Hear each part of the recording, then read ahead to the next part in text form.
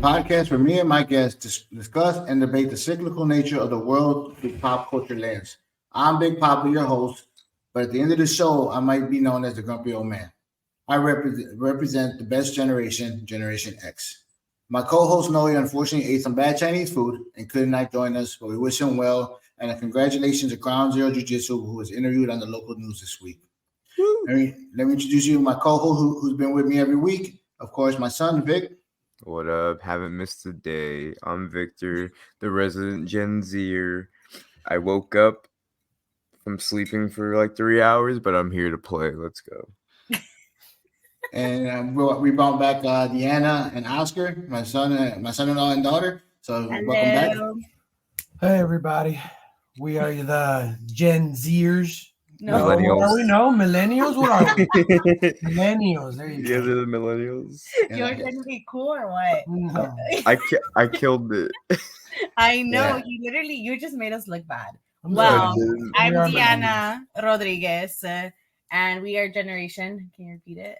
Millennials. And we are here to also play Vic. I'm just an old soul. So when I decided to do this podcast, I wanted an idea that I could speak and place to voice my opinion. Rhyme and Reason was created on the basis to discuss generation and how things change for anything and everything in our culture. We have had fun discussing movies, social media, even martial arts, and our classic episode last week about comic books, which we've been getting great feedback about. We have stuck to our lane and discussed how each has evolved and changed through the years. Today's show is called Cranky Old Man. I'll let you guys guess who that's going to be. We are going to discuss some items that help motivate me to these items to create this show, and sometimes bother a Generation X, or I may not agree, but as well, I will mention some things that sometimes I will agree with in the changes of the world. My co-host will have the chance to rebuttal me, but they also have to label one of three items. Am I just being a cranky old man, or did I hit a maturity that they as well sometimes see as they get older now, or they agree with me? So can we add some Gen Z vocabulary to those choices? Yes, definitely. If you agree, just say "Dad's valid." There you go. So let's have fun with today's show. Welcome back to Rhyme and Reasoning. Okay, guys. So we're gonna talk about the first item on today's show. I feel like it started in my generation, which I'm ashamed of, but I've seen it go on and on and on and on. It's changed its style a little bit, but it's still very, very annoying. The sagging of pants. Don't like it. So I've seen the sagging pants start back in the 90s. I want to say I think Eazy-E was probably one of the first ones. But of course, growing up in a Hispanic household with my mother and my father, they threatened to pretty much let me leave the house with pants if I was to sag my pants. So we weren't allowed to do it in the Mendez house, which I also tagged along to Victor, and of course Deanna was going to do it. They threatened to whip your ass with a belt because you weren't wearing a belt. Exactly.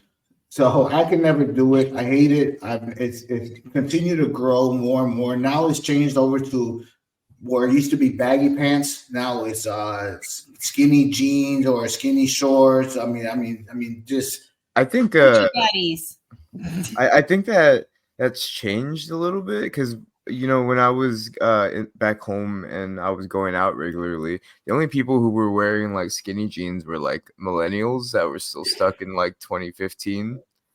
Everyone that's like my age is wearing like normal, size pants again. I don't really think anyone's sagging anymore in my generation. So I was at the airport the other day. I went, when I was flying I flew to Mexico City. So when you fly out of Brownsville, you got to fly to Houston first, right? Or Dallas. And when I was at the airport, unfortunately, which is a whole different show again, the immigrants coming in from the border, and all the guys were sagging their jogging pants. But I mean, at the point of the I guess the waistband area, yeah, was way below the crotch area. Oh my Yeah. god. And it just, to me, it looks ridiculous. And I mean, it's just something that continue growing. I don't know, Deanna, Oscar, what are your guys' thoughts on that? I don't know. I don't like it. It's just something. Even when I was a kid, I mean, I'd say, yeah, some of my clothes maybe fits me a little bit big, or maybe around the house I might sag my basketball shorts a little bit just because I am home and I'm comfortable. But That's yeah, just big boy shit. Like yeah, Dude, that's I sag all the time sometimes if I'm not if like just because I have big clothes. You know what I mean? Yeah, but yeah. when we say But sagging pants, we're talking about like you're sagging for style reasons. yeah, that's Oh what I was yeah, I know what you gonna mean. that's what I was gonna say. yeah, I'm like, for style reasons, I yeah. feel like it looks trashy to me. It's not my vibe. It's not someone I would be interested in talking to. That's what I was going to say. What in what world? I mean, the women say, "Wow, look at the way he's sagging those pants." That's a good question, Like, Deanna. I do not want to see your underpants. But I mean, we're also in the same generation where girls are looking at guys with that Edgar haircut and be like, "Oh my God, you're sexy," right? I mean, I don't know what's wrong with girls nowadays. I don't know. You're rude. What's Have you ever, that? have you What ever generation seen is that? Edgar haircuts? Yeah, that Victor's or that millennial? Nah, it's that 956 that cuh haircut where it's like Yeah. real straight in the front and then like real poofy in the back part. It's not really a generation. It's like just the valley the last 15 years. Oh, Victor, you were going to say something real quick. What was that? I think I was gonna ask Deanna, like, what do you think as like a woman when you see like if you were like in high school, you were single, right? You saw a fucking kid stagging, like what are you thinking? You think, holy shit, this guy's cool because he's got his boxers out. No, like I said, it's not someone that I'm interested in talking to. I'm not saying I've like had my these amazing men in style, but it's just like I like a man that can keep up with his what he's wearing, and he looks not professional but nice, like clean. Yeah, But literally keep up in the case of his pants. But Yeah, keep up. And I feel like with the pants, like if you're just saggy, like I don't want to see what you're wearing under. I really don't. let's take this back a second here. Now, remember what I said here. It has to be mentioned about me saying I'm a cranky old man. Maturity agreed. Deanna, you're 28. You're 28 years old right now. Okay. 29. So 29. Sorry. Old man issues. So, but when Victor asked you that question, let's look back into when you were in high school. Okay. Now, when you were in high school and you're running around with, your friends and you guys, and Oscar, no, you can't get jealous, right? Because it's years later. But when you're in high school and you're walking around and looking at these guys, oh my God, he's so cute. He's so cute, Did you see the guys? I mean, the guys in your era sag their pants a lot, right? Yeah. So like we did last week, let's talk to a 16, 17-year-old Deanna. Did you like it back then? And is it because of your maturity of your age now that you started saying, now, you know what? I like a clean cut, well-dressed man now? Or has it always been that way? No. Yeah. I will be honest. I want to say like high school me, but to a certain extent also. Like, I mean, yes, they sagged, but they weren't like too much. But 29-year-old me, like, definitely not it. Not it. Yeah. All right, so let's bring the question to the table here now. As far as I go, what do you guys think is the answer here? Am I being just a cranky old man or maturity? I think you're valid. Okay. Yeah. Yeah, I agree. I Valid. agree. Now, just to go on the opposite side, I think in Deanna's case, Victor was never the type to kind of like that. In fact, I remember when Victor was younger, we used to sit there and talk about people like that. And that's just something we used to do at the mall all the time. People watching. Yeah. But in Deanna's case, I can say that you can see how her maturity as she gotten older has probably even changed a little bit in that sense. Would you guys agree? Yeah. I mean, look at my man now. Excuse me. I wouldn't even say like just people not Deanna has dated. I mean, just your friends in general. Yep. Oh, Everyone, yep. That's everyone, a good point, Vic. That is a very good point. everyone used to sag back then. Yeah. Except for like I don't want to name drop, but there's so many people that have the same name, but Danny, like Cubs Danny. Oh, okay, yeah. He never sagged his pants. He always wore a No. belt. Yeah, that's why I said like younger me definitely would hang out with people like that, but to a certain extent. But older me is just it's not it. Yeah. So the next subject, I could kind of lean towards there, and it's gonna be something that once again, back in my day, I remember it, but I don't remember as much as I see it now. Okay. So as I'm going down the street, or I'm walking out of Walmart, or I'm at a stoplight, and then all of a sudden I hear a guy take off, and you hear a muffler. It sounds like he has no muffler. And he's pressing on the muffler, and he presses all the way just to like go fast as he can to go to the next stoplight. Mo power. And it's the cars with the loud mufflers. Yeah. ¿A dónde vas? And it's right now. Like I said, I remember back in my day, I used to like it as well. Back in the 90s, I mean, but I feel like in the 90s, and I'm going to have an excuse for all of these, right? Because I'm going to say Generation X is the best. In the 90s, we had the best mufflers. It sounded better. No, but now you're going to agree with me here. I feel like in the 90s, the mufflers that were loud, especially growing up in Detroit, were the mufflers for the hardcore muscle cars. You okay? Like Frankie, my 67 Catalina had a loud muffler, but it was also a 1967 Pontiac. Yeah. So I feel like in my day, it was more the cars that had the muscle behind it. You don't like that the Honda Civic sounds like a Camaro? No, I don't like the Honda Civic. Even somebody, I see some Camaros nowadays that they just have no muffler in them. I mean, they just blah, blah, blah, blah, blah, blah, blah, blah. I mean, yeah. and then they take off, and like I said, they press on the gas real hard. They take off just to go to the next stoplight. Mm-hmm. I mean, to me, it's the most annoying thing. So, I mean, before we get to the rebuttal, no, I want the rebuttal before you guys categorize this. What is your guys' rebuttal on this? I like younger me I loved it because Fast and the Furious was my movies. Those were my favorite. Wait a minute. Younger you. Whoa. You still drive like crazy right now. Did you just call me out? But I'm not there pressing on the freaking gas to make a noise. Okay, younger me, yes. And even up to when I got rid of my charger, but I want to say that was like a year and a half ago. That's what I'm saying. Like, let me finish.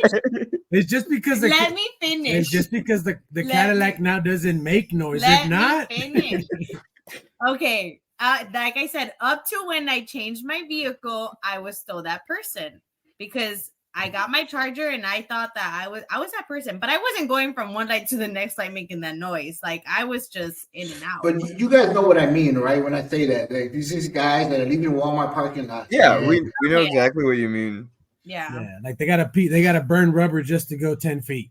Yeah, they're always on flicks. Yeah. Once again, back in my day. When we did that, when we pressed on the gas and everything, it's because there was a girl around. There was somebody we were trying to impress. Yeah. You have a 48-year-old guy walking out of Walmart, and then the next person next to me is probably twice as old as me, and you're doing that. Maybe I don't see what you're trying. Maybe they're doing it to impress you guys. I guess. You thought about that? They're not impressing me because the guy next to me was complaining about it as much as I was. Yeah. I personally. I know a lot of car guys, and I don't really mind it. I work at a car factory. You imagine what the parking lot's like after work. Like these people are just letting it out. You know, more specific. You work at a plant where they make mufflers, right? Yeah, I do. But everyone in the parking lot, they just let it out after work, and I get it. It doesn't bother me. I think it's actually one of those things that as I've gotten older, I mind it less. I think if you asked me when I was a teenager, I'd be like, yeah, screw that. Like they're ruining like the noise environment or whatever. But like, honestly, it doesn't bother me. If people want to have fun with their cars, they can have fun with their cars. Yeah. I mean, I'm the one that I'm just like, ¿pa dónde vas? So for the purpose of this segment, I'm going to say you're a cranky old man. I'll probably take it on this one. Yeah. What do you think, babe? I think I'm a cranky old man also. I mean, I like hearing the cars, but I don't know, right? So you agree with the cranky old man? Yeah. The first thing what I think about when somebody goes from one stoplight to another, pressing on the gas real loud just to make it sound, I'm like, man, that's a lot of gas right there. Yeah, that's $10 right there. Yeah, $10. right there. But You know, then especially again, on these engines too, like yeah, you know, but crazy then in the gas economy. yeah, but then again, Deanna does say, I mean, when it comes to driving, I can honestly say I am an old man when it comes to driving. He really is. So, Deanna, what is yours? What's your category here on this one? What do you think? By being cranky, or do you agree? Is he valid? I don't know. Can you be? Is there a middle? Yeah. Well, yeah. What was the middle again? The middle was I've just matured. You just matured. Now, a subcategory to this is something that's real popular in Detroit right now. Well, it was a couple years ago. I don't know if it still is, but I've seen it all over the internet. Was the smoking of the tires and doing like the circles and Oh yeah. Burnouts, that's what it's called. Yeah. And Donuts. you know, Smoke shows. not to spend too much time on it since we talked about the loud mufflers already, but I don't get the gas you're spending. 2, I don't get the tires you're wasting. And 3, I don't get the idiots that are hanging out the windows or standing right there next to the car swinging, like literally inches from them, and they're just clapping their hands. I mean, do they not see the danger in all this? Okay, so are you ready for my return? Yes. This is coming from, not car guy, but friends with a lot of car guys. They have other sets of tires, and they gas up specifically to do that. You know what I mean?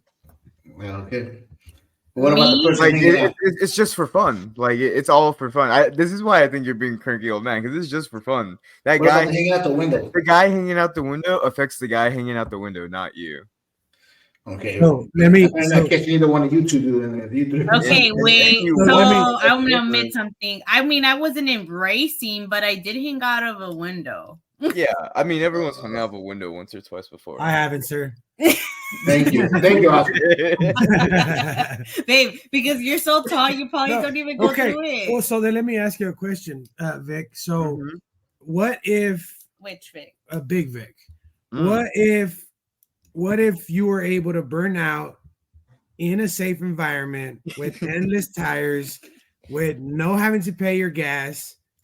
Is it okay then? What would be the point? Just to do it. So these people do it because they're trying to impress people by showing their cars and their engines and everything else. That's what I would assume here. So but what's your dream car right now? If you had a dream car to drive around and it's not yours and they can tell you do anything with it. Well, I'll tell you, my dream car used to be a 1996 Impala, but as I got a little bit older, right now my dream car would be an Eleanor. So if someone told you there's Eleanor, go throw some donuts in Eleanor, you wouldn't do it just for fun? Chocolate donuts? I would probably test it out. Yeah.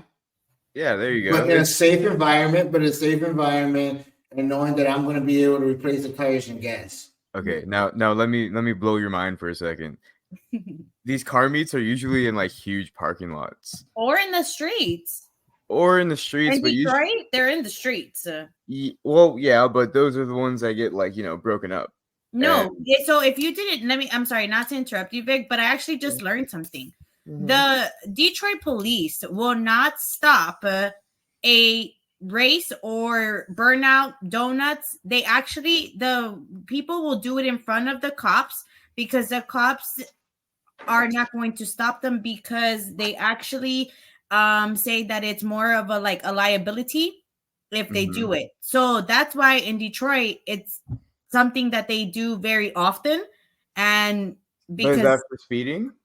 No, this is just like if they know that they're the car meets. Yeah, but yeah. Do you get what I'm saying? Yeah, I do. But I think there's something about the speeding too. Oh, I will say this that over the years, I think I'm probably being a cranky old man, but the maturity has changed because you guys probably remember when you were little, when we had you were a car guy. I was a car guy, and nothing would. I mean, my 1967 Pontiac Catalina had 10 switches in the hydraulics, and we would go to all the car shows. And we had a very good friend, may rest in peace, Jimmy. They would throw a great car show every year down at the Rouge Hotel. And I remember. One of the things I was annoyed by most is when the cops would pull us over just for having a car that was altered. And they knew where y'all were. Yeah, that as well. But it was altered, and we would get pulled over. And I mean, one time I can't remember who was in the car, if it was Victor or Deanna, but we were out with Blockbusters one day. We got pulled over, and they broke out the measuring tape to see how low the car was. And back in Dearborn? Yeah, but this was Wyandotte actually. Wyandotte when they pulled me over and checked the level of the car. But I mean, yeah, I think we all hit a certain thing with cars. I guess what annoys me the most about the burnouts is the swinging and the people standing around. I've seen videos of people getting hit. Obviously, they always show those. They always show the videos of people coming near death experiences, right? Yeah. But I just, if you ask me like what really bothers you about the burnout, the tires and the gas is the old man part of me. I'll agree to that. But I don't get to hanging out the window while cars swinging, at a momentum that would just pretty much throw you 30, 40 feet, or the person standing right there and want to be. And I want to show you how cool I am, that I can get right next to the car that I don't own. It has nothing to do with me, and it's almost going to hit me. But cool. I think most people at like those things would agree with you at that. Yeah, that's like 100% safety. Yeah, like because the thing is that like these people want to keep doing this. They want to keep having fun. So the moment someone gets hit at a car meet, it's like it ruins it for everyone. Yeah, everybody has to go home now. Yeah, or to the hospital. We're gonna take a quick break, but just real quick. Did you guys, Vic? Did you categorize this? But Deanna, you didn't do yours. Maturity. All right, we're gonna take a quick break from our sponsor, Ground Zero Jiu-Jitsu, who's doing great big things. When we come back, we're gonna name the topic that mainly motivated me to do this podcast. We'll be right back.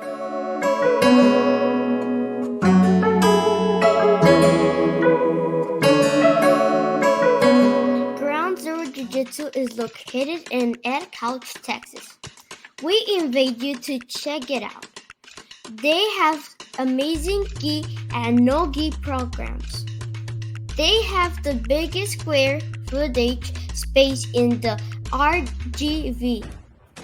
The second floor is for MMA. Bottom floor split between kickboxing, boxing, and jiu-jitsu.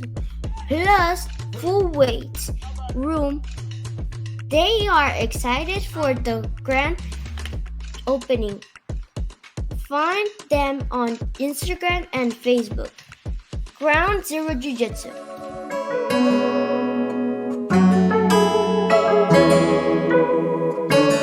Welcome back to Rhyme and Reasoning. Once again, thank you to Noe and Ground Zero Jiu-Jitsu. Please go follow them on Facebook and Instagram. So before we left off to the break, I hinted out that I was going to name this next subject the main reason I started this podcast. And my kids are going to know it. Oscar, you may have heard me say it once or twice, but it's the thing that annoys me the most in the world. And I literally mean it when I say the thing that annoys me the worst. Mm-hmm. And my son is great at it, which kills me because I raised him and he still does it.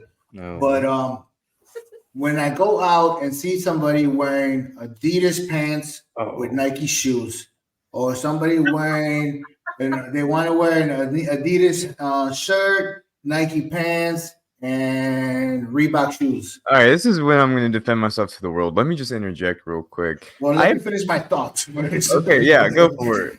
So, once again, back in my day, we had such discipline within ourselves that it meant the world to us if we could have the whole set.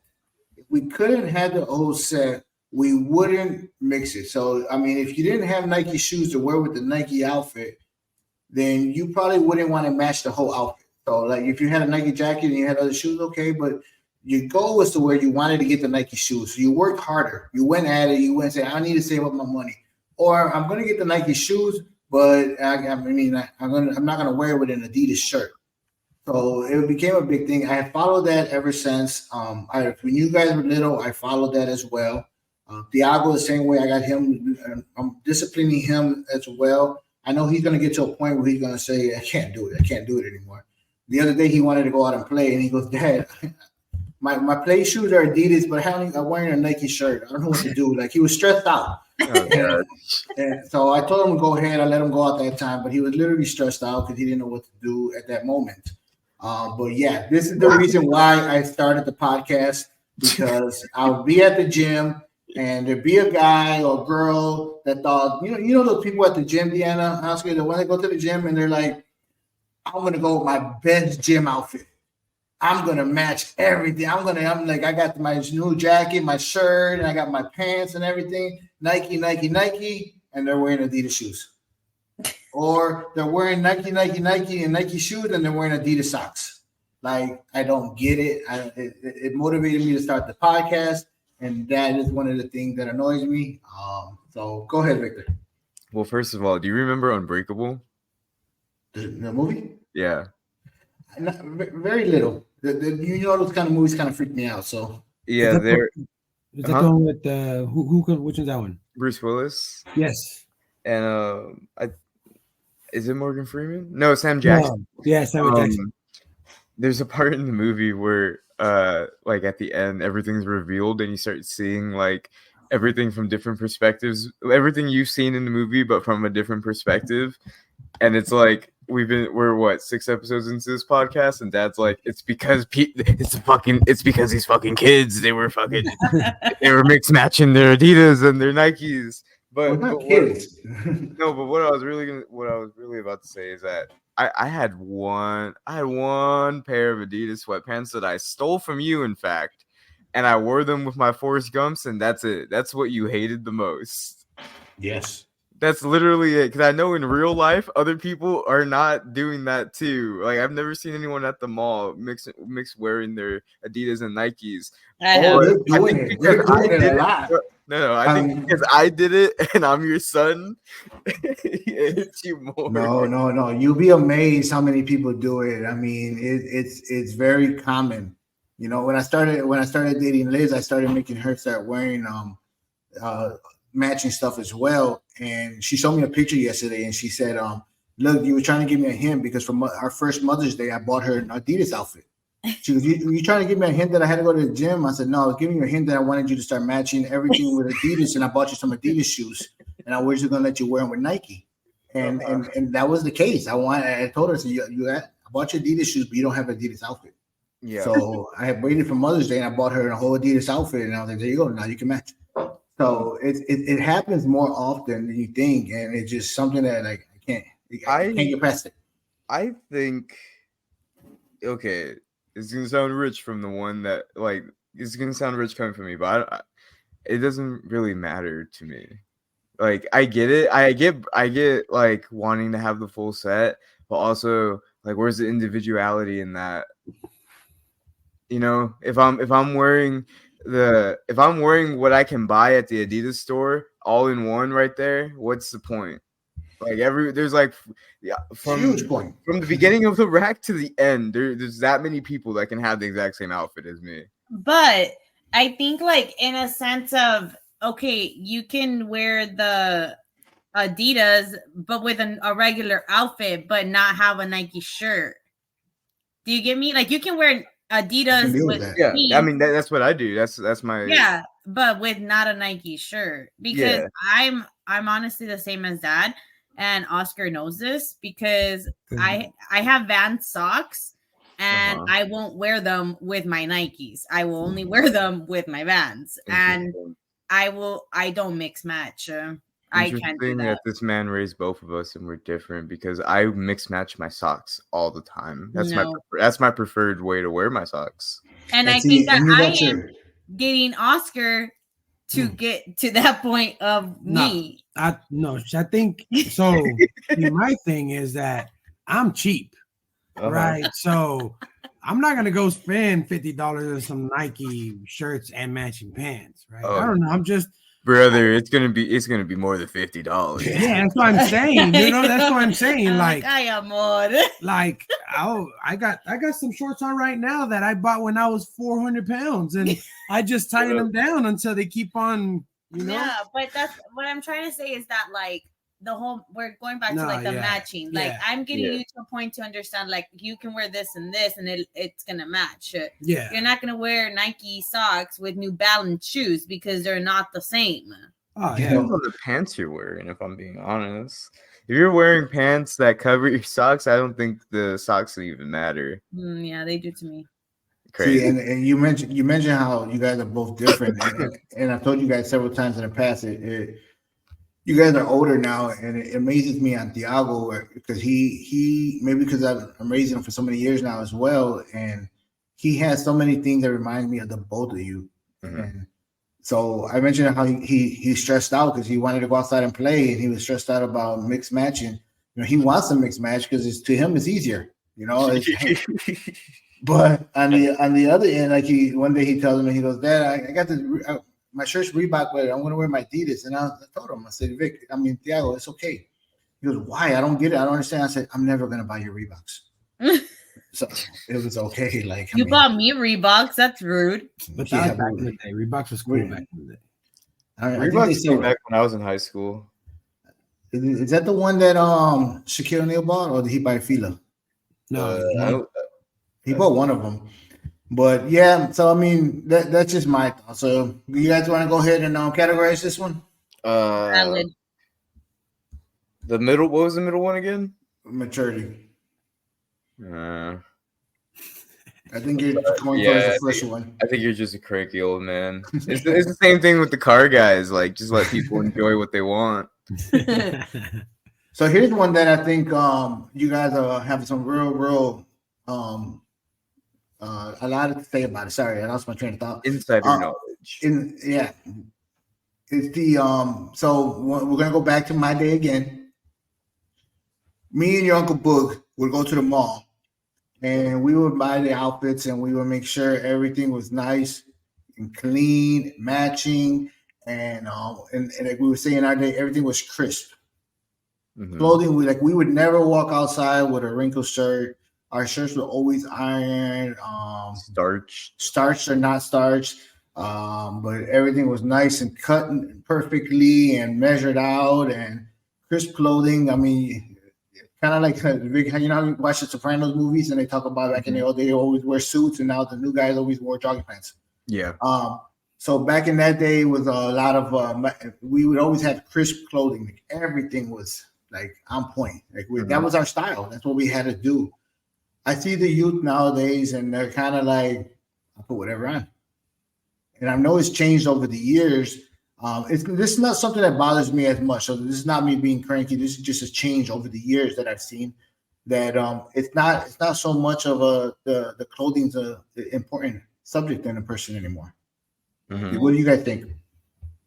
I think that's true. Just because, like, I can look on any social media and see an outfit that's like fucking blows my mind. So if I see someone in real life, it's just like, okay, well, they're just wearing whatever to get by. They're wearing whatever they want in this Walmart right now. You know what I mean? Mm-hmm. So, I mean, but do you think that people just don't care anymore, or the style has changed that they can just say, you know what? Do you still iron your clothes? Yes.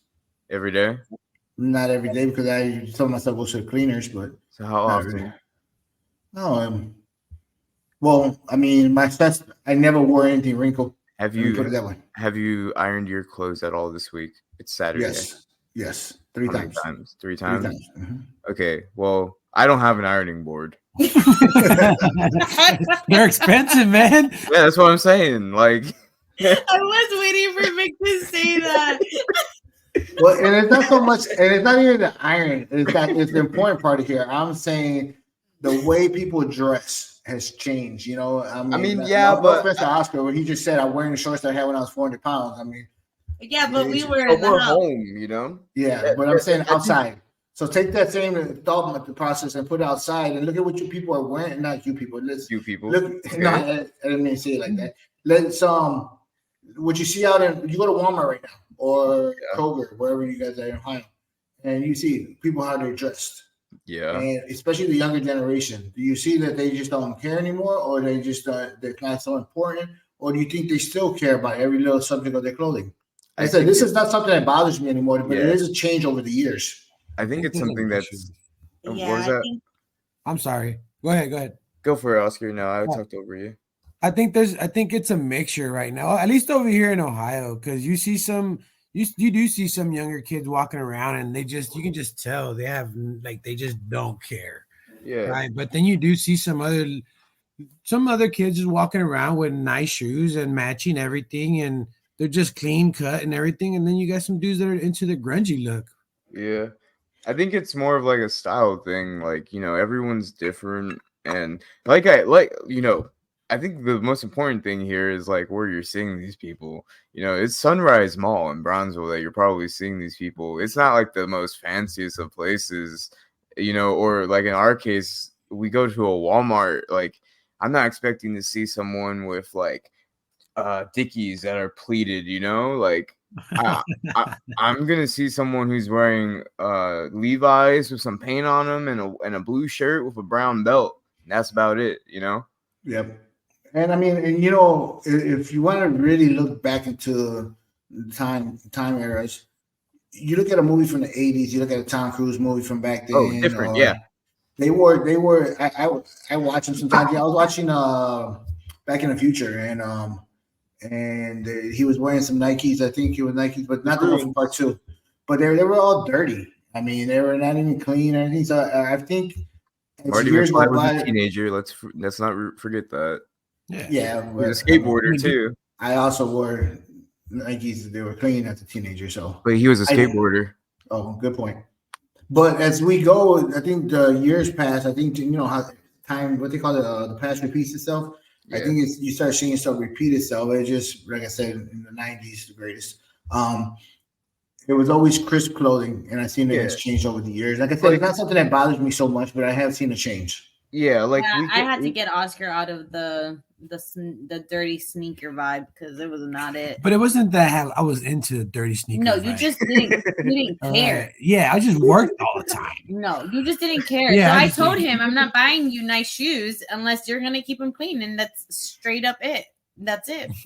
I think one cool thing to mention too is that Dad's brought up Back to the Future, but in Back to the Future 2, not Back to the Future 2, but Back to the Future TOO, you see when he goes back to the 50s, I mean, look how everyone dressed back then. Nice and clean. Everyone was nice and clean. Like you could watch The Outsiders, and some of the greasers still look pretty nice and clean. Yeah, I mean, and their shirts were ironed. I mean, that's the thing. So I mean, I think in this case, it is a little bit of history repeating itself. Yeah. So we don't have to categorize that one just to keep mainly because it's not so much that it bothers me. It's just something I've seen change. It was just a little bit of a part 2 to the sagging and the mix match clothes one. Honestly, I get it. But here's one that we will categorize, and I don't know which generation created this. I want to say it was the millennials because it sounded like something Noah would do. The cancel culture. Cancel culture. No, we can not hear. Yeah, but the cancel culture. So, Vic, you want to kind of elaborate on that a little bit? I'm sure you got a bit of it. Insight on that. It's like whenever you see like someone got canceled, like comedians are always like, I got canceled for saying this. It's like I want Dad to explain what he was gonna get into first before I say my stance. I think my stance explains how I feel about it. So cancel culture to me was I started seeing it more and more, probably early 2010s, maybe a little earlier. And the biggest one that caught my eyes when they wanted to cancel Speedy Gonzalez. Because Speedy Gonzalez apparently represented a culture it was misrepresenting a culture and saying, it was negative. And it's a cartoon. So, I mean, and it's been coming out more. I mean, ever since then, there's been, this person's being canceled. They wanted to cancel Eminem out. They wanted to cancel Dr. Dre. They want to cancel, what's the comedian, Victor? Not the You can name any comedian, to be honest. They're Yeah, always well, complaining I was thinking of the one that's probably the most popular of all, the one that had his own show. I forgot his name. about his own show. Yeah, the one that walked away from his own show. Oh, you're talking about Chappelle? Chappelle. They wanted to cancel Chappelle out. And I've seen it again pop up on social media this week. This is why the subject came up. Is they wanted to cancel something else out, and they want to cancel out. When they cancel out Deanna and saying that they want everybody to protest basically against anybody doing this or Don't like. Let's say, for example, Seth Rogen hit a random ass kid on the street, just random.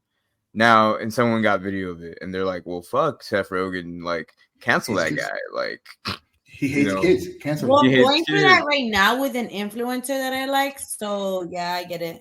Okay, are you ready for my take? I think my I'm take not is. trying to cancel her, by the way. I'm just saying, like, people are trying to cancel her. You want to hear my take now? Yes. Okay. Look, for so long, motherfuckers have just been out here doing what they want in their small ass towns, and they're like, famous people have just been out here doing whatever they want and being idol worshipped by people who have nothing else better to do. I don't think it's so bad that when someone does something bad, people get reminded about it. In the old days, if someone in the village did something bad, everyone knew about it, and they knew to be wary of that guy, and they knew to either do something about it or just fucking ostracize him. I think some of these people need to be fucking reminded that, like, they're not fucking invincible. Like, I get that it might be annoying that some small things are canceled, but you got to think at, like, big picture. Who is trying to cancel Speedy Gonzalez? Do you know those people that are saying Speedy Gonzalez is this, Speedy Gonzalez is that? I don't, and I don't worry about it. Now, Chappelle, he's questionable because, yeah, you can like his career and all that, but let's also talk about the Michael Jacksons of the world. People are out there saying, oh, well, all these people, they just want to cash in on the fame. Like, no, let's be real honest here. 10 years after the fact, I think we know what he was doing with those kids. And the whole idea is that, oh, they're trying to ruin his legacy. That's what they want you to think, and that's what idol worship is like. That's you're defending someone you don't know, doing things that you don't know, and you have nothing to do with. So, like, and as far as like that's the Speedy Gonzalez and the Eminem part is that, like, who is trying to cancel these people? Why are you giving those people that want to cancel, in quotations, what you like, the power to do so by being angry about it? Okay, I agree with you on that point because I think that if you allow somebody to come on a social media platform and tell you that you have to protest or you have to say something, not buy or do anything, I think you have issues that more in your mind control, and you probably need to strengthen your mindset. Well, here's the thing. Hold on one second. I would not let anybody tell me I couldn't watch something if I didn't like it. I would not let somebody tell me I couldn't listen to somebody if I couldn't like it. The problem I have with cancel culture is when the big corps start taking it off. For instance, Pepe Le Pew, who was a cartoon you guys all watched when you were little, they canceled them out. Well, he was a 2-minute clip in the Looney Tunes segment. You know what I mean? Like, what are the kids? Is Thiago missing out by seeing a skunk just over sexualize another skunk for 2 minutes? No, I introduced him to Chippendales, so he's good. Yeah, but you know what I mean? Like, another thing too that I wanted to mention is that, do you guys know what's going on with, like, the media blackout? No. Nope. So a lot of people, we were going to have a whole segment in the last show about this, but I felt like I needed to write more and think more about the topic. But last week was the Met Gala, right? You guys all saw that? Yeah. At the same time, Israel was bombing 1.3 people in Rafah. So on the timeline, everywhere you went on Facebook, Instagram, or Twitter, you got to see these rich people living lavish lives and pretending like the world doesn't exist outside of them. And at the same time, you could scroll down and you'd see these buildings being burned and the chemical weapons being dropped on these kids. So everyone this week, they're coming together to block, like, a lot of people online and hold them accountable. Because that's the thing, is that you may be sitting there and thinking, just for example, Kim K doesn't need to say anything about the Israel-Palestinian conflict. She doesn't need to. But let's think about this like realistically, guys. We're all on the same rock right now. If you have the platform to say something and make change, you should. And if you don't, you should be ostracized for it. And everyone should hold you accountable for it. Kim Kardashian lost 3.5 million followers over this week. And I know that doesn't sound like a lot in the grand scheme of what she's got, but that is a percentage of how much money she makes per post. Every post that you guys see, because you guys willingly allow it to pass through your social media and you let it consume you.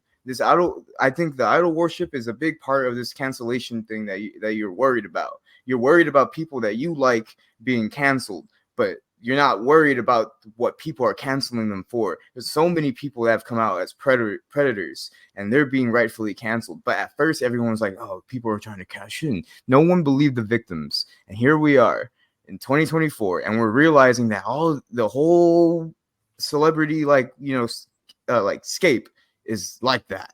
They're all like that.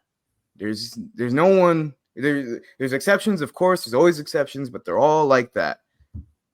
Yep. I think you make a very valid point, and it makes you kind of think about what I said. I think it is because of who I like and who I'm used to seeing, and maybe it's a little bit too much of just me being in my old ways of the stuff that I'm used to. Yeah. But I'm not gonna lie to you, is that when the whole Diddy thing came out, I kind of was ready for it because you were warning me. What is it, Vic? 2 months in advance that something was going to happen with him. Yeah. And man. You seen it coming, so you told me everything. But when it started coming out about all the names and I didn't watch the Epstein thing because to me, I didn't know who he was, so it really didn't bother me. But you kept telling me to watch it. Yeah. Now that it happened to Diddy, it's kind of like, okay, now all this stuff is happening. And yeah, these guys shouldn't be idolized. I follow somebody in Hollywood that I think is a great inspiration to many people. And I have to say the words beforehand. I hope to God they never find out this guy did something wrong, because I would feel stupid that I looked up to this guy, but it's a shame that I have to say that before I say that I look up to him. Exactly. But I have to say it's what your mind has preconceived as idol worship. Yeah. Why do you care if this guy gets canceled? Because he doesn't affect you and the money on your, it doesn't affect the food on your plate. It doesn't affect the money in your pocket. Yeah. If anything, it only makes them get richer because they've got someone out there that's like, oh, Michael Jackson didn't do that. R. Kelly didn't do that. Bill Cosby didn't do that. Harvey Weinstein didn't do that. Which I think they all did, by the way. They did. And I look and say, the person I look up to is obviously, you guys don't know, is The Rock. Yeah. I think he does a lot of great things. He helps motivate. I watch his videos, and he's kind of like, he's around my age, and I say, you know what? If he can wake up and go to the gym, I should be able to do it. If he can have 5 jobs, I should be able to do this. He motivates. It's just I'm not ashamed to say that I look at his posts and say, you know what? I need to work a little bit harder. Yeah. But every time I do tell anybody, like, hey man, I love The Rock. I think he's great. I have to say the words. I hope to God nothing ever comes out about this guy, because I look at what he does as motivation. I think the cancel culture subject to me is probably, I'm going to say, on my end, is more call myself a cranky old man, because I do get used to seeing things, and when I start seeing when on my end, to defend my part about being a cranky old man, it has to do with more of, why do we allow other groups of people to tell us who we can or cannot see? Because we should have a mindset of our own. We should have a strong enough mind to say, you know what, this asshole did something bad, and he should not have the popularity. He should not have this. And I myself don't want to follow this guy. Don't want to follow this person. It's just because people are ignorant, complacent to a lot of things. It's that, I don't know, people just don't know. How many people do you know that would happily post on Facebook oh, I'm still bumping R. Kelly? Yeah. Come on. We all saw the documentary. We all saw that Aaliyah documentary. How do you, as someone who has a daughter, or someone who has a sister, or someone who has a niece, how do you support people like that? I can't listen to Drake, and not that I was listening to Drake like that, but after everything that's going on with Drake right now, I love the woman in my life, so why would I want to support someone that would make someone else's daughter or someone else's niece feel endangered like that, or trafficked like that, or all the shit that these people at OVO are doing apparently. Yeah, I don't know enough about the Drake situation, but I will tell you that. Why did I always raise you guys to like Prince better than Michael Jackson? Not to mention he's a better artist, but I don't think you had the foresight like that, but I do know that Prince was a better artist. Yeah. Well, I think there was a point where you were defending Michael Jackson. Like, let's not be like fake here. Everyone like a while ago was like, no, all these people are cashing in. They want to ruin his legacy. Why do you care about his legacy? It's Michael Jackson. Yeah, I don't think I was so much of the Michael Jackson fan as the rest of the world was. No, that's Ami, Michael Jackson fan. Who? Ami. I think so. I think your Ami falls more in line of he was Motown Records at the beginning, and Motown was from Detroit. Trust me, I still listen to Forever Michael. It was a good album, but what I'm saying is that like you can't deny what the fuck is going on. Yeah, of course. Yeah, you gotta come and for so long, people denied that, and they just said, they want to ruin his legacy. Well, yeah, because he's a pedophile. Yeah. Yep. We're gonna take our second break here, and when we come back, we'll have some more items, and then the group's gonna also say things that they don't like, and then hopefully we'll get some things from Generation Z that he sees maybe that he doesn't like from our end. That maybe we are just a bunch of cranky old people. We'll be right back after we get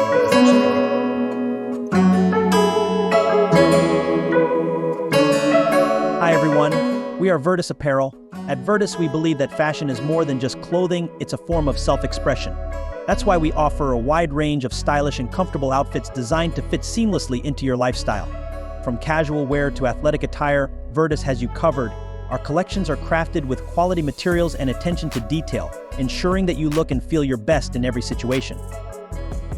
So whether you're heading to the gym, meeting friends for brunch, or simply relaxing at home, choose Virtus to elevate your look and embrace your individuality. Visit our website at www.virtusapparel.shop. And now, back to you, Victor. Thank you for choosing Virtus.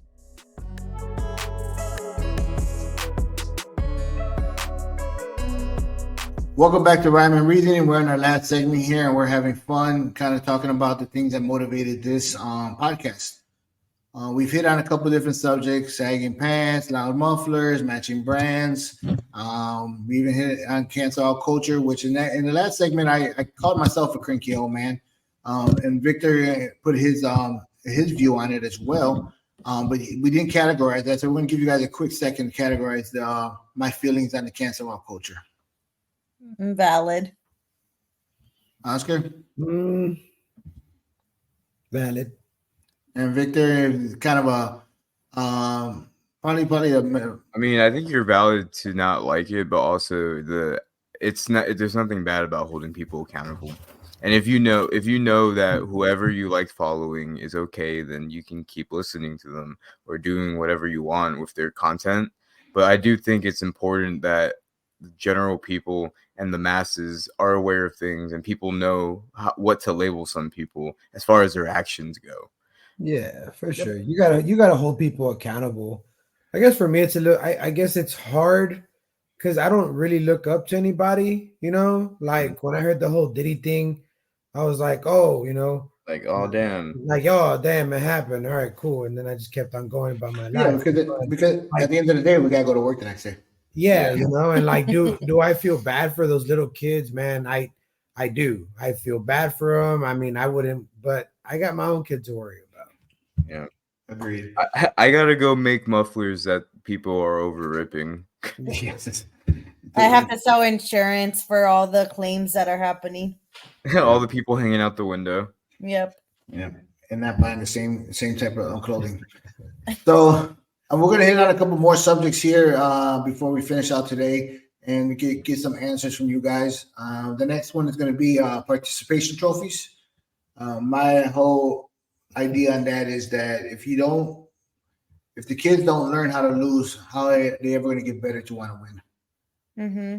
And right now, I think everybody gets a trophy for everything, and it just you losing is what makes you better. Jiu-jitsu, in jiu-jitsu we have this saying is that you don't lose, you learn. And I learn a lot in jiu-jitsu, trust me, because I lose a lot, especially in tournaments. But if you have to, it's a part of growing up. But nowadays everybody wants to get a participation trophy. Your thoughts? Who wants to go first? I'll talk last. Go ahead. Go. No, you go ahead. I don't like participation trophies. I mean, I grew up in the times where you're good, you played. You weren't, you better be a good cheerleader on the sideline. I mean, but that always motivated me to be good. And I think that, I mean, it's like our daughter. Our daughter, she tried out for cheerleading on Friday. And it's like we told her, it's like right now you're trying to get a position. Once you get the position, be friends with the little girls, right? I mean, I'm not saying to be mean, but you're trying to get a position. Once you get it, then you guys are all different, Yeah. Huh? It's like competition and like being like in it. Like I don't know. Never mind. Sorry. My bad. No. I do get you because it's exactly what we told her. Because she's like, "Well, I have to be nice," and we told her it's not that you're not being nice. It's just that you need to worry about yourself because you're gonna go and try out, and you're putting yourself out there to be on the team. So once you guys are on the team, then you can worry about the little girls and helping them. But right now, you just need to worry about yourself and getting on the team because that's what you want. Yeah, that's exactly what I was trying to like. But I don't. I mean, I honestly, I don't get the participant. But then again, I also think I think it's the parents, right? Because I think like I'm sorry, but I'm not gonna be babying my kid. Well, that's why I'm saying. Like, I think some parents put their kids in football. The kid doesn't want to be in football. He's not gonna be good at it. Like, I mean, find out what he wants to do. If he wants to do chess, I mean, you and I have talked about it. Mm-hmm. Like when we have a son, there's a possibility that he is very athletic. But I also have a brother that is very into computers and does not like going outside. So he has a possibility of being an inside kid too, which is fine also. I don't need him to play sports. You just got to find what our kid likes to do. And I remember the day when Victor told me he didn't want to play football anymore. I felt like and I don't know if this is true or not, but I felt like you were worried of what I was going to say. But I remember knowing that if I wanted him to do whatever he wanted to do. Was he good at football? In my eyes, he was. But he was a kid. He was, I don't know, 10, 11 years old playing football. I mean, did I think he was going to go to the NFL? Every parent does. Like my son's going to play for the Lions one day. I mean, because that's the only real NFL team. But not valid. I think that the kids have to learn to lose and compete, and they have to see what it is out there. But if they're getting a trophy for not trying, or getting a trophy for doing something they don't like doing just to make their parents happy, but they're not really putting a lot of effort into it, it's not helping anybody. Yeah, no, I agree. All right, are you guys ready? Yes, sir. I feel like all my rebuttals are kind of in the same like vein, but like, where are these participation trophies? Who's giving them out? Is this just something? Is this just something that like the older generation said to like belittle the younger? All these kids are getting participation trophies, and even then, in that statement, who is the one giving them out? It's not my generation that's giving out participation trophies. It's not my generation that's like receiving. I didn't even receive any participation. I wish I got one. You but did like, get one. No, like when? When you play football. When? With the Chargers. For what? For being on the team. For participating? Yes. Cool. It's not like I gave that. Okay, here's the other thing is that it's not like I gave that trophy any weight in my life. It's not like for the next 2 years I was like, look at this fucking trophy I got. Victor, you have it in your room, Vic. Yeah, you know what? He can't. It's packed away in the room over there. Yeah, Victor has it hanging above his bed. No, I will agree with you that the ones that are giving these participants, sound like Deanna now. The ones that are giving these trophies away are the older generations that gave into the fact of, I don't want. And so, yeah, I would agree with you that it's probably my generation or even millennials now that are saying, you know what, I don't want my kids to have finished. You guys weren't loved enough by your parents. I think now that I'm speaking about the whole generation. I think now that I do think about it, yeah, you are right, Vic. I think it is the millennials that are giving it to these kids now, right? Because I just actually thinking about it, right? When I went home to visit my daughter, we went to my nephew's soccer game. Mm-hmm. Right. And all the parents that were there were people that I went to school with, right? Or people that are around my age. Mm-hmm. And those are the kids that are getting the participation trophies. And the teachers are the same age as me now. Yeah. So yeah, it is the generation ahead of time that's helping. I never got one. Yeah, that's what. Oh my God. Okay. No, but the point for me and Nana's saying that is that it's not like it didn't mean anything to us, so it shouldn't mean anything to you.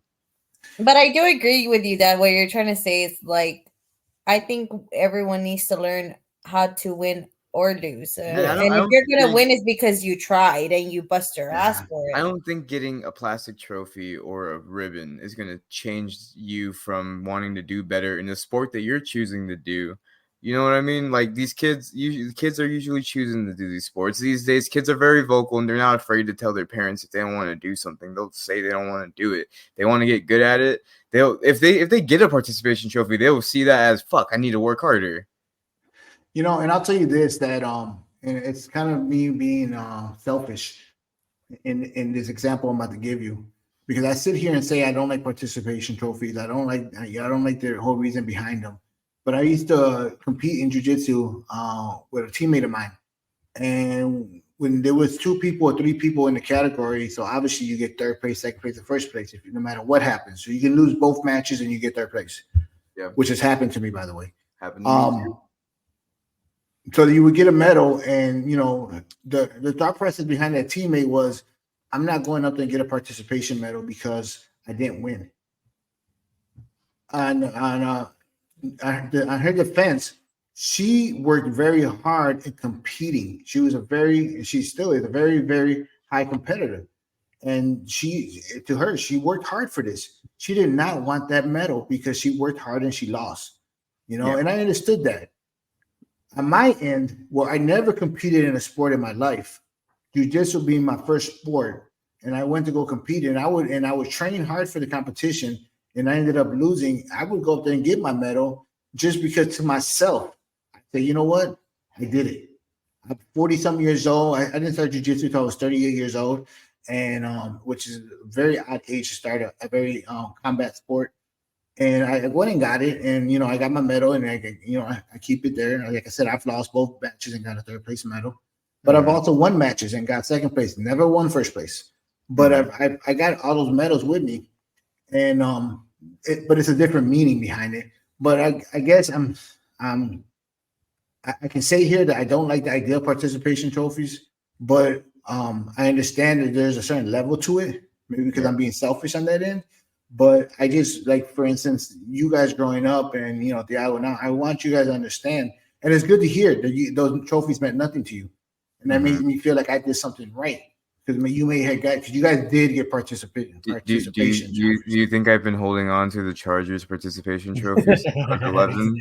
You know what's funny? I think that trophy is actually in Thiago's room right now. I think it is.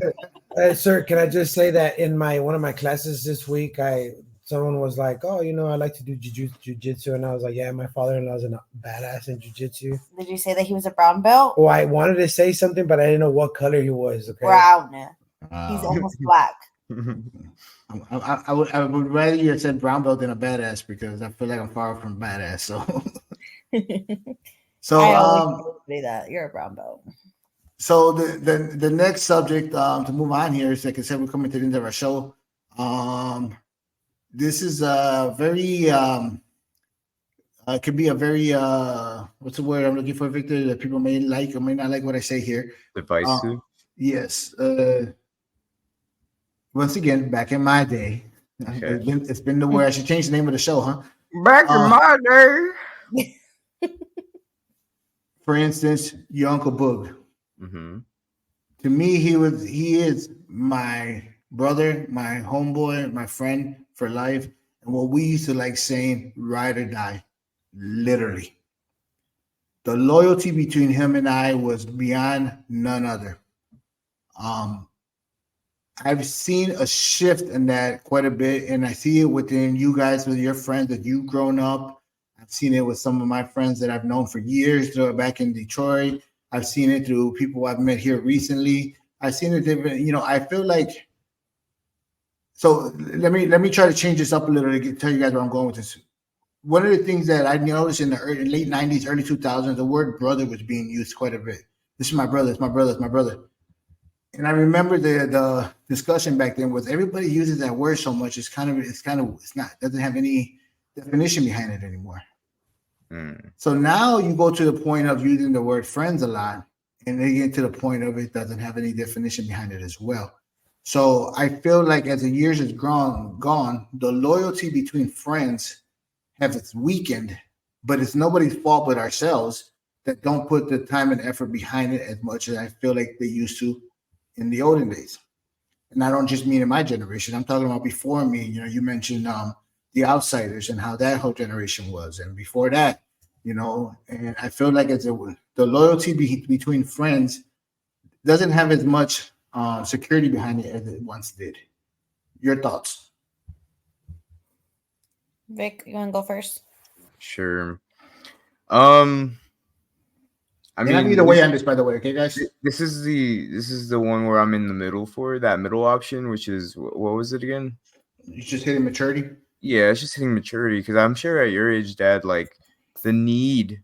I mean, you've got Uncle Boog and you've had him since you were 16, 17, 13, and you've had him since you were 13, and that's like that's your lock-in forever. So everyone after that is like kind of inconsequential, wouldn't you say?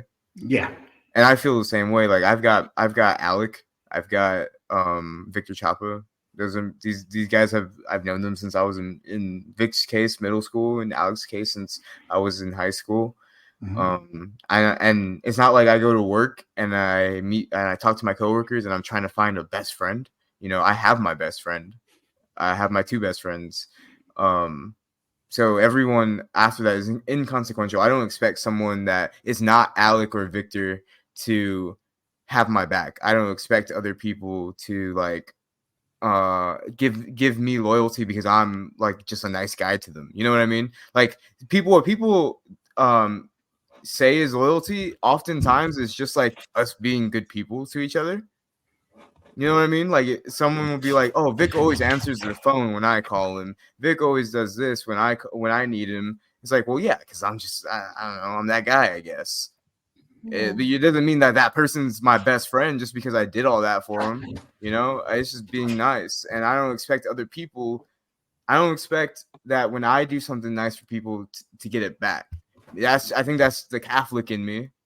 And what I learned as a kid in like Catholic school and like catechism and stuff like that, I don't expect other people to do things for me in return of doing things. I remember when I was a younger guy, a young man, and my dad used to be upset that people like, didn't even look at him twice if we opened a door for them. He'd be like, "Oh, that's fucking rude. This person didn't even look at us." These days, I open doors for people. I don't care. I'm not looking at them so that they look at me as I'm opening the door for them. I'm just opening the fucking door because I want them to walk through first. And I'll walk behind them, and I have the ability to open the door first.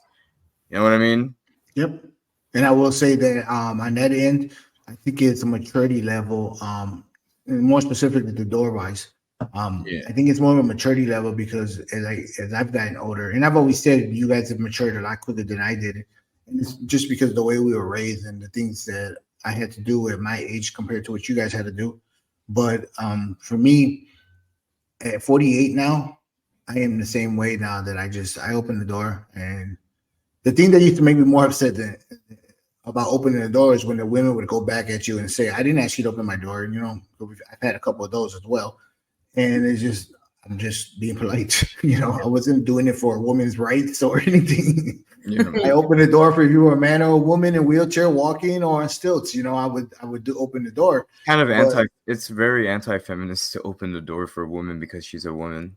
Yeah, but I just opened the door, and at this point of time in my life, back to the Cranky Old Man, I just open the door and I walk away. I hold the door. If they get mad, they get mad. If they say thank you, then it doesn't matter to me because I do it because of who I am, Yeah. not because of what I need in return. But Yeah. that's just because it had to take maturity on my end, where fortunately you've hit that set a lot earlier than I did. Yeah. I mean, Deanna, what's your thoughts? I'm sorry, Vic, I'll cut you off. no, I was just about to end it and be like, yeah, I mean, it's just opening a door. I'm not gonna win a trophy over or a In participation trophy. most cases, it's just my leg holding it too. Like Yeah. it's nothing crazy. Like I said, I'm not gonna get a participation trophy for opening that door. So Yeah. I'm good. I'm walking away.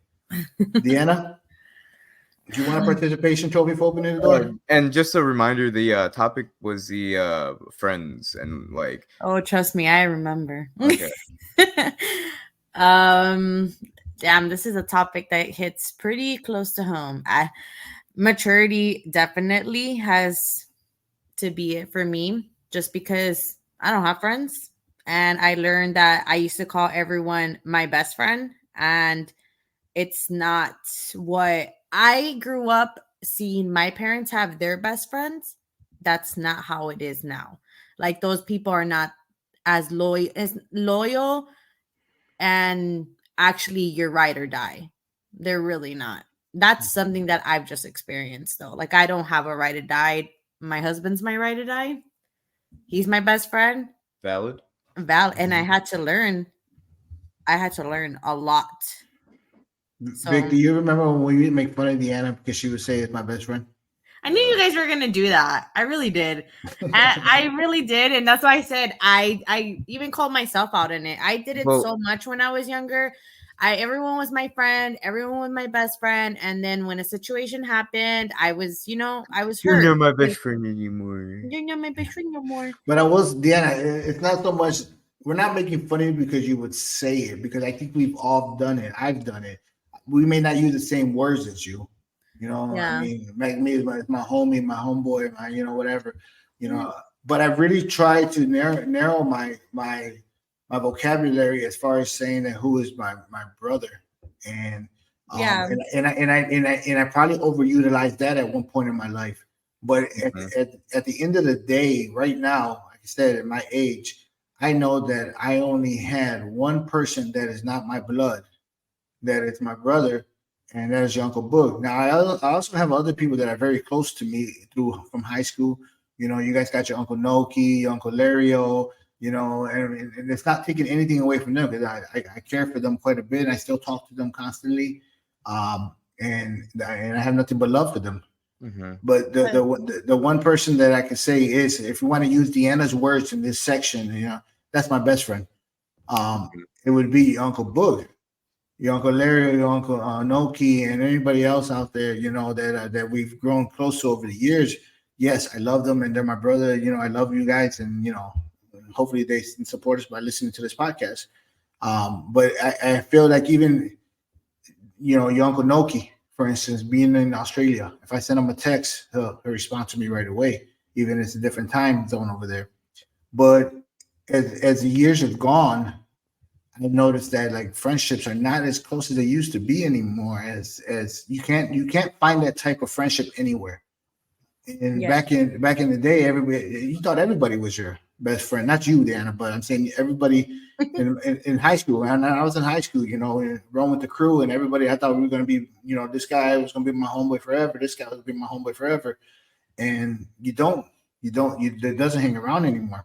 Yeah. The other day I reminded you guys about, it was the anniversary of your Uncle Alfie passing away. That's something that I still think about quite a bit. Why? Because he was a great friend to me. I loved him, and he loved you guys. And I would never forget Alfie. Another one, rest in peace. But if you look at those type of friends, Vic, you mentioned Alex, you mentioned Vic Chapa.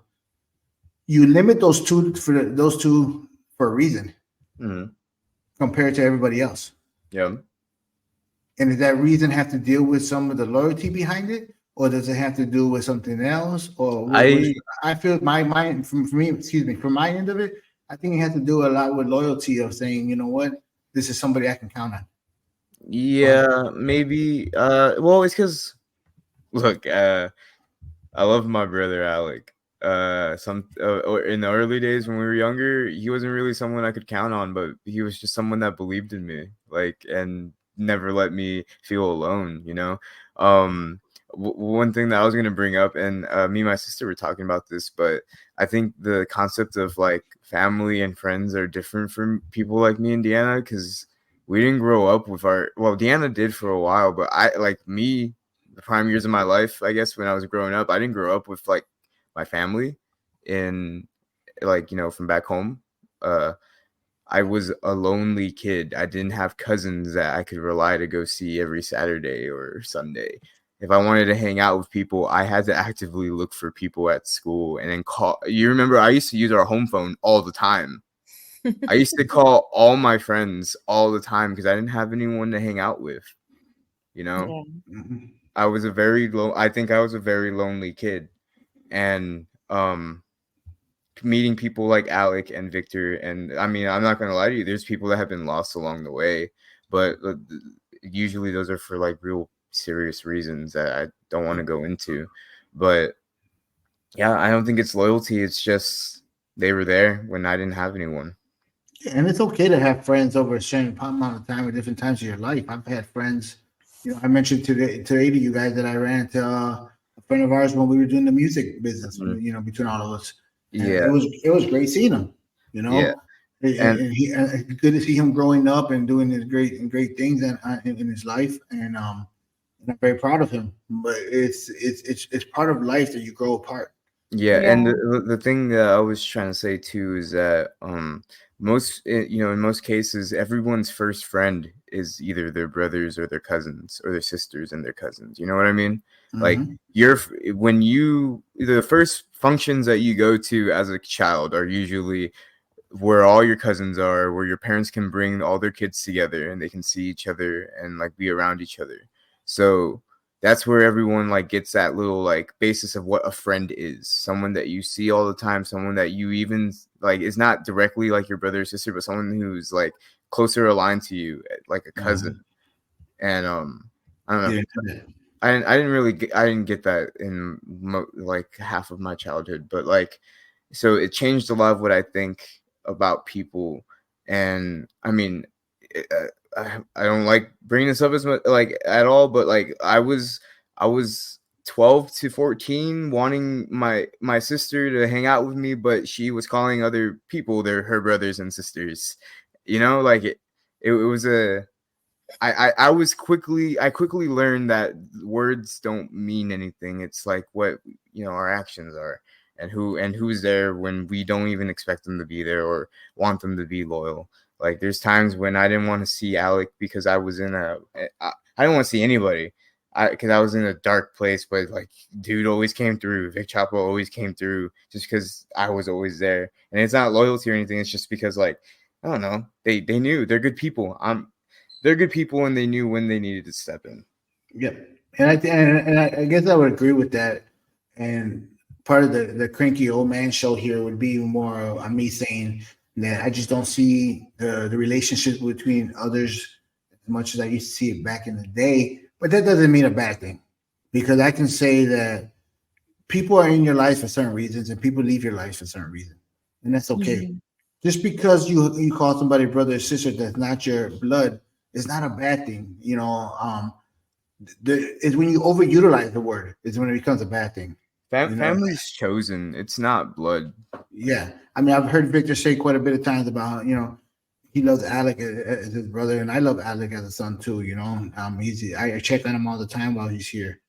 Deanna and her friends, she had quite a bit of friends back in the day. And, I still see one of her friends when she was younger now, and she runs up to me and gives me a hug every time. And I don't even know if they talk anymore. But I mean, it just happens, and I mean, I brought Juan into our family, and he asked us how everybody's doing, and you guys asked how Juan's doing, which he's doing fine, by the way. He's jumping out of 40-foot buildings right now, learning how to parachutes. But I think it's the Cranky Old Man part tells me about how I don't see the loyalty behind it anymore. The maturity part showed me that friends, you don't need a lot of friends. I'm okay, and you're okay with that, you know. And the agreeable part is just kind of like, hey, it's a part of life. It's okay. You know, you lose friends, you gain friends. But it's kind of like that subject of cancel culture. It's like you still got to wake up and go to work the next day, whether they cancel the guy out or not. Whether you lose that friend, you still got to wake up and take care of business. So it's not a big a subject as I would say it used to be to me in the day.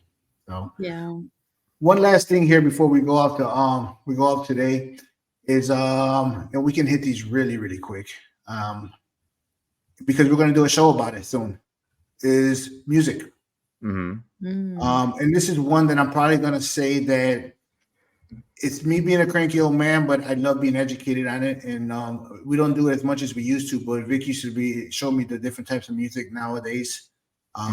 And I never understood the electronic music that Deanna used to listen to, but I think she grew out of that too. Because it just, to me, it didn't hit for me. But I did show my kids though their whole life my type of music. So when they do come to me and tell me they want me to hear something of theirs, I always show them the respect to say give it a chance. But I see the music has changed over the years, and I can honestly say that it's probably nothing compared to what it was in the 90s. But the music is nothing compared to what it was 5 years ago. Hip hop has always been a great big thing in our family, and we will continue respecting and loving hip hop as long as I'm alive. But I can say that it's not the same type of hip hop it was back in the day. With the love of the hip hop that I showed you guys over the years, what is your guys' stance on hip hop nowadays? Very different. Well, you know what? Let's change it a little bit. We can do music overall because, like I said, we're doing a show on hip hop pretty soon, and you guys are welcome to join us for that one. But music overall, what do you guys see compared to what you used to listen to in your day? Hopefully, not the electronic stuff. To now. Music's very different now. I mean, I always go back to my early 2000 music. That's what I like to listen to because there's not that much music nowadays that actually attracts my attention or like I actually enjoy hearing it or understanding what's in what they're, you know, what it's actually about, like the song really is. I don't know, like when it comes to hip hop, R&B, I will always go back to my 2000s, my early 2000s. When it comes to more Latino music, I do listen to, of course, like Bad Bunny, Karol G, more of the newer, but they are different from back when I was younger listening to reggaeton. But, yeah, that was my first concert. Always and Forever will be my fave. Hey, Vic, don't hate Wisin and Yandel, bro. I used to cut my hair like them, okay? But it's just very different. Pictures are not true. The same big diamond earrings were not diamonds. They were what is it, cubic zirconium? Oh yeah, thank God I didn't know you. I'm just kidding. But it's so different. Like it's just everything. What they're talking about, what they're, you know, like what they're singing about. It's completely not the same anymore.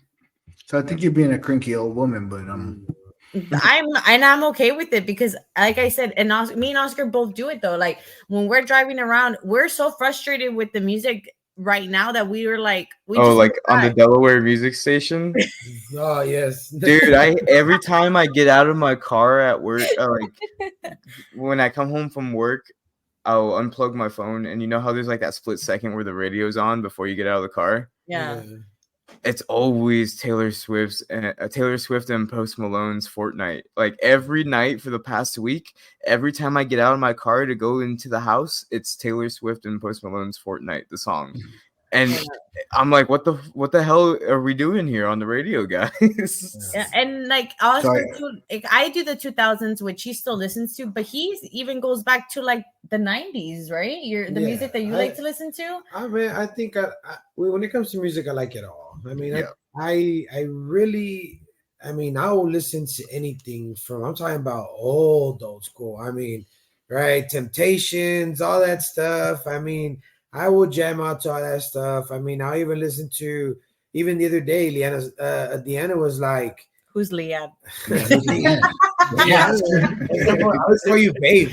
Let's call you babe and my love and stuff. So I'm not used to saying your name. but I was listening to what came out. I think it was like Coldplay, Linkin Park. Like I was listening to all that kind of stuff, and she was like, "Well, I didn't know you like to listen to that music," and I was like, "Well, yeah, I do, right?" But I don't know. I think if it sounds good, if it makes sense, I'll listen to it. There's a lot of music right now where I just listen to it and be like, "Wow, like I could have done that in the restroom and made millions of dollars, right?" Mm-hmm. Victor? This is one of those ones that I don't think I have a real like solid opinion on, because y'all know how my music tastes are. Like I listen to a lot of stuff, and it's not really like tied down by like what's current or anything. Like I will say that current music, if you know where to look for it, it's really nice. But yeah, I mean that's it. That's all I gotta say about that for real. And being a Generation Xer, I mentioned this in the past. I kind of go with what we know. We're not. I feel like Generation Xers are not so much of a look for and do your research, and it's kind of what we know is what we go by. And like Deanna, I do listen to my '90s hip hop, or I listen to some 2000s rock, and some Linkin Park or some Papa Roach. And when I'm at the gym, I love listening to rock music, from even the '80s and '90s. I was raised with a father who would love singing along to his '50s and '60s bebop music. Listening to the oldies but goodies. Otis Redding. Yep, and also Prince to me is a great artist that people probably don't listen to as much as they used to. But I'm very open to listen to new stuff. So when Victor does send me stuff, I listen to it, and I usually let him know I like it or I didn't like it. But one problem that I do have, and this is probably why I have no I don't have a line in this situation, is that I don't pay attention to a lot of lyrics. And it's just, to me, I kind of flow with the music. And so if it's got a good beat. If it's got a good beat and I'm liking the way it sounds, and it can be a good beat, it can be a great flow, it can be the way the artist made his words flow with the music. And one thing I love about Eminem is how he changes his flow to go with the music, and those things that I love. And I noticed I don't listen to the words a lot, because as we're listening to a song and they just say, "What's that song about?" I'm like, I don't know. I think that's perfectly fair too, because like how many people know the lyrics to "Welcome to the Jungle"? Like it's non-consequential when you're just listening to music to enjoy music. Yeah, sounds like a fun drinking game. Welcome to the Jungle? No, trying to see. The lyrics, yeah. So I mean, on this end, and I think Deanna's more of the cranky old woman than me here, but I kind of enjoy everything. I don't have nothing against new music, or old music, or my music. It just, I think everybody's personalized on that end, so it doesn't bother me as much. We're gonna call it the end to the podcast here, but before I go, I wanted to give you guys one chance to say something you guys probably don't agree with or like that maybe we forgot to mention here. Deanna, you got something? Or Oscar, what she thinks about it? You have anything? What don't I like? Manners. Why don't anybody have manners anymore? Why don't kids have manners anymore? Well, I'm going to tell you this, just to answer that real quick, and Victor, if you want to rebuttal on it or go along with me. It is not the kids' fault that they don't have manners. It's that generation before them that didn't teach them the manners. Yep. So I think that I agree with you. I think the generation right now has no manners or work ethic. Well, see, I mean, but you have to blame the generation before them. Yeah. I one thing that I used to love people tell me was, "Oh, your kids act so great. They're so well behaved." My response was, "Yeah, when they're around others at home, they're a pain in the ass." Yeah. But it's because the way we raised you. The way you guys were raised was to be very, very polite and very, respectful. But you don't do that. So I think I agree with you. They have no manners, but it's the generation before them that's raising them. So damn it, I mean, I millennials.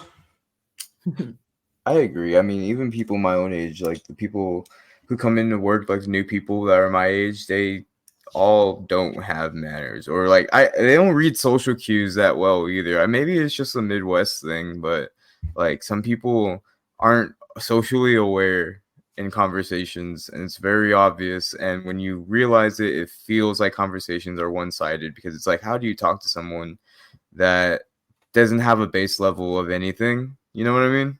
Like Yeah. whether it be manners or, I don't know, base level knowledge on anything. But Sorry, go ahead. No, go ahead.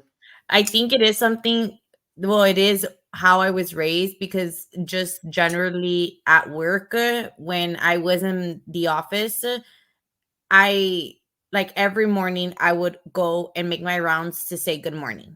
Yeah. That was just me, like I always wanted to make sure that everyone knew that I was there and that I said good morning, because that's a polite thing to do. You're just going to walk into your office and shut yourself in there, and then you don't say nothing and nobody knows. But it's like where is the hospitality, or that, like I just don't understand. I guess it's just the way that I was raised by dad, and I know how he worked in the office, how my mom when she was working in the pharmacy, and it's just like you go into work. I obviously not everyone wants to be at work, but it's just like being happy and looking like you at least try to want to be at work. And it's just so different that I see, like there's just the work ethic and manners that it kills me, it irks me, and Oscar knows it irks me so bad. So if we had to categorize you here, Deanna, I would say it's not so much of you being a cranky old woman. I think it's maturity, because I have the fortunate to seeing you change over the years, and from being a spoiled little baby to a spoiled brat teenager to a spoiled young adult to a spoiled woman now. But I think I see it's the maturity that you see that starts to know you as you get older. So yeah, I think that's because when you were younger, it probably didn't bother you as much. Yeah, But no, now it it totally does. didn't, but it does now. Victor, you got one?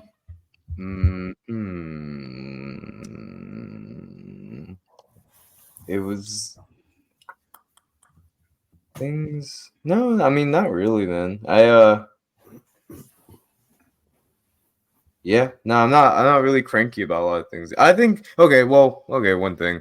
I think people should actively be more involved in what's going on, like in the world, and stop using their busyness as a way to shield them from not knowing. I mean, I work a lot too, and some people would say, oh, I work too much and I don't get to catch up on like the world.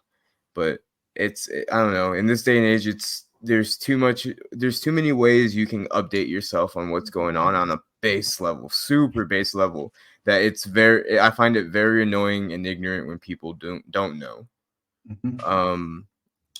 Yeah, that's it. Once again, I'm going to categorize you as the maturity in you. But and not to the other person's defense that don't know. I also think an excuse they use a lot is that they don't want to know, or they're afraid to know. Yeah, which doesn't give them any leeway whatsoever. Yeah. But for my instance, a lot of it is because my business, it affects my business. I start reading into it, but everybody has a fear in life, and unfortunately, one of my fears is the end of the world, and it's something that literally it's a fear of mine that. You would call it an irrational fear. Yeah. And so looking into some of those things, it sometimes can start messing with my mind, whether it's weak or not in that sense. I never went to the doctors to see if there's something I can try to get over it or anything. Oh, and that's normal. But it's just something that some people may fear to look into, but some are just lazy and some just don't want to know. But I do agree that some people should get, but I think it's part of your maturity. As you've grown, you start seeing the importance behind this and the stuff going on in the world. Oscar, you got anything? I think for me, I mean, and it's going to sound like I'm going against what you guys were just saying, but I think people just have to enjoy life a little bit, I mean, I think I used to think about a lot about the end of the world. I've told I told Deanna about the fact that when I was a kid, I would lose sleep because I wouldn't want to close my eyes because I would think about when I would die, right? What happens when I die? It's just everything is dark. Like what happens, right? And I used to lose sleep over that. And I was a very scared kid until I got to a point where I mean, I don't know. Like, yeah, I'm gonna die one day, but I don't know when it's gonna happen. You know, a meteor might come tomorrow and might blow the world up. You know, everything in Israel might come over here and they might throw warheads over here. We might all burn, but So dark. I mean, but it's Well, true, I mean, right? well, so like I think on that last part too, though, is that what I was trying to say is that being more informed on it will also, like, just make things better. So Yeah, like for sure. that last part, Israel would never come over here because we're the ones giving them the weapons to do what they're doing. You know what I mean? No, and that I think that right there shows my ignorance in that I don't know anything that's going on right now, right? And I should know a little bit more, and I do believe people should know more about it, right? But I don't think people should waste their whole day and night and worrying about it, man. I mean, if something's happening right now, if you can help. If you can't, enjoy life. Try and at least enjoy the time that we do have here. But what is something that you don't like, or something that I think you missed the point of the question? Like, what gets me cranky? I like the point you made though, Oscar. Yeah, I do too, but I think you should check into it because I think you have the same fear I do in life.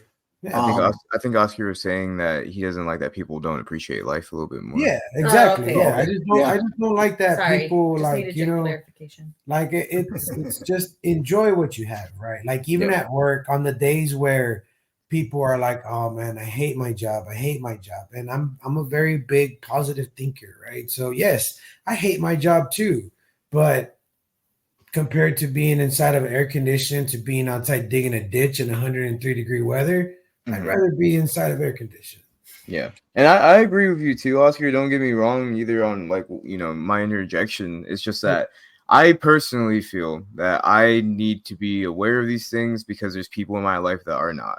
Yeah, for sure. Like that's it's my unassigned role in most groups in my family, most particularly.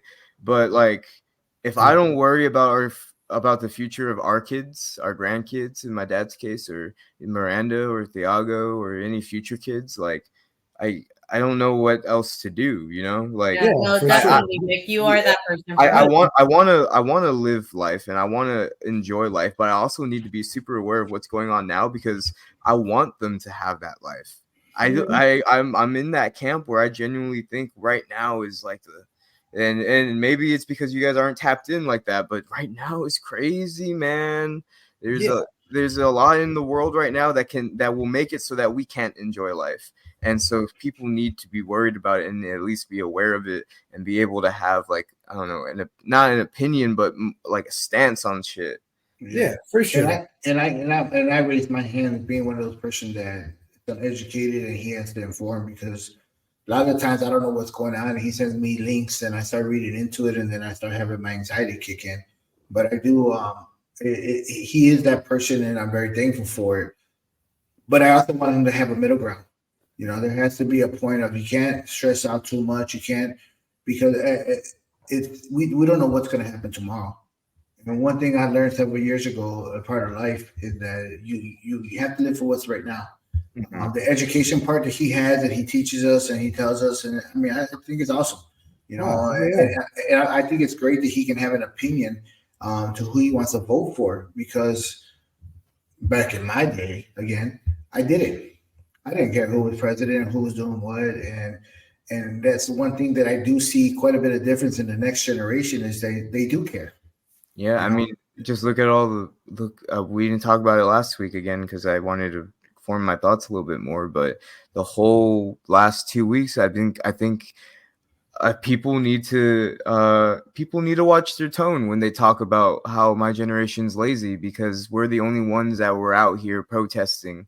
We're the only ones out here that were calling for a stop to a genocide that's going on in the world. And most people, when they see the protesters, or people that are older see these protesters, they think, oh, well, they're disrupting, they're illegal. Well, that's the fucking point of a protest. You know, these people are getting in the way of you going to work. Well, yeah, you should feel uncomfortable because of that, because it's nothing compared to what other people are going through. It's nothing compared to what even they're going through. We got to see basically the army of the NYPD bust down Columbia's doors and into the Hind Hall building and cracked the skulls of our nation's youth, man. And they didn't stop. They kept protesting. They kept setting up encampments. They kept fighting for what they wanted. And you don't see people above the age of 35 doing that, because they don't feel invested in this world anymore. It honestly feels to me like everyone above a certain age is checked out, and they're happy accepting what's going on in their life, and which is cool. It's very cool.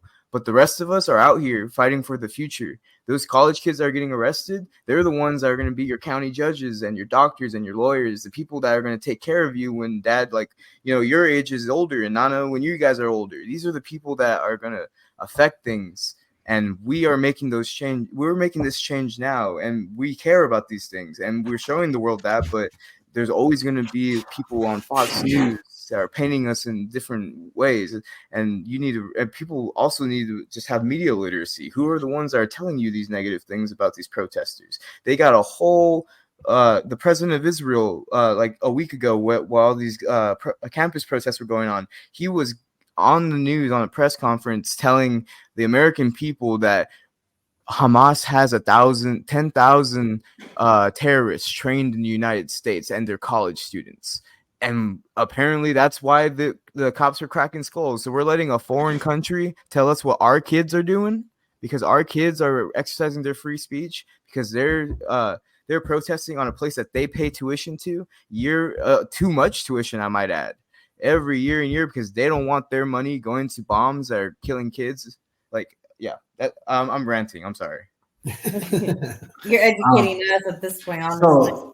So what Victor's saying is all true, and what Victor says and what Oscar said both make very good points. And just to go into what Victor said about the college stuff, I mean, it's the tuition. Yeah, that is also another show, because the tuitions are ridiculous nowadays. They're paying all this money, and they're supposed to. One of the things for back in the older days was your college experience is supposed to show you how to live life and how you guys got to have freedom, how you were able to protest. Protest was really big in the 60s and 70s, and it was to show the person that they can have a word to say in this world, and for the government to come and do what they did to those kids and to start treat them like they were communists, I think it was uncalled for. Victor's setting up something he wants to say as far as with the show before one of our shows, which hopefully he'll have next week, and we can put it out there. Yeah. But I think it's not so much that some people well, you know what? I'm not going to say that.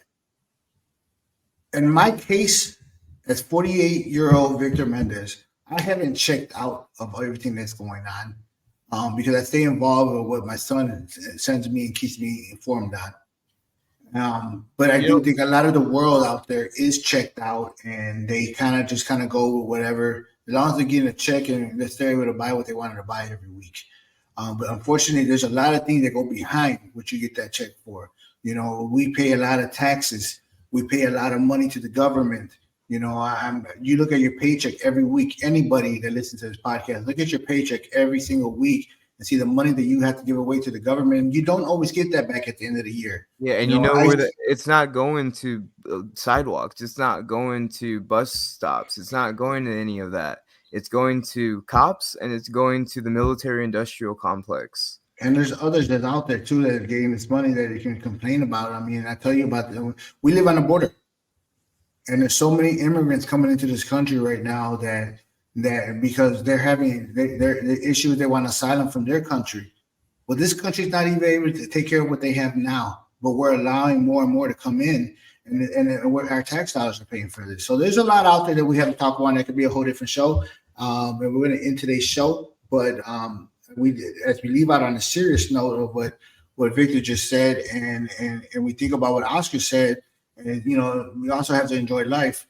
That's what this podcast hopefully brings everybody. I created this podcast not only to be able to talk about my complaints about people not wearing Nike with Adidas, but it's also for we can speak about the differences that happened over the years, and also you can state your points. And lucky enough, Victor doesn't have a problem doing that. I know I have no problem having the platform for it.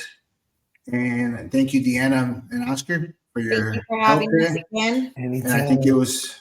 I hope you guys had a lot of fun. I know I did today. I did. Victor, thank you for always coming in with the information that we all need. And hopefully you had fun today. Yeah, I don't think you're gonna go home and buy Nike with Nike shoes and socks like I want you to, but it's okay.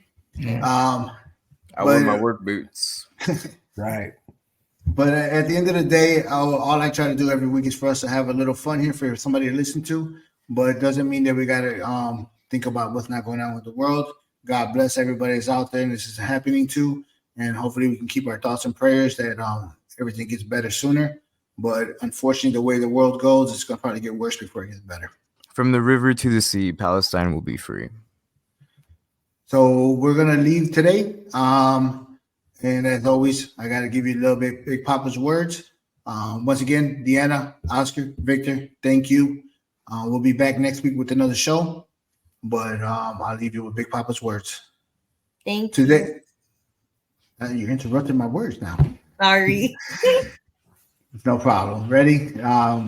Big Papa's words. Today's show wasn't fun, but one subject that came up was maturity. Young Big Papa was born and raised in Southwest Detroit, was determined to die there, never wanted to leave, wanted my kids to be born there, wanted my kids to wear what I wore, and wanted my friends to be family for life. Never planned on leaving because I was afraid I would lose some of my Detroit spirit. As I gotten older, I've been privileged to travel. My work has brought me to South Texas, and I learned that my heart will always be with the Old English D, and nothing can take away of what created me, but the world is a big, beautiful place. Don't get stuck in your own mind and not experience and see what the world has to offer. Trust me, as you get older, your mindset changes, and if it didn't, it's because you didn't get out there and experience. This is Rhyme and Reasoning. See you next week.